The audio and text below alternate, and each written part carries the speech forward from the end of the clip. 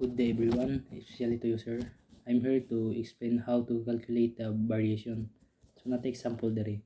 4 degree of 5 minutes west and 2009 og naputay correction variation dere which is 8 minutes s. So subtract na nato ang kuan ni present year ug ang current year. Ag present year which is 2024, then ag current year is 2009. So if i-subtract na nato natay 15 years.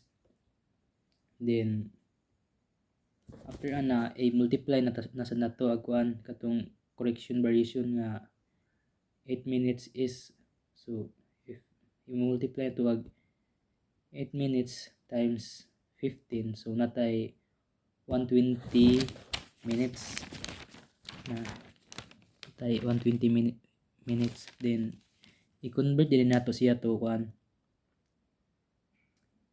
degrees. So 120 divide 60, so natay kuan nga equals nga 2 degree s.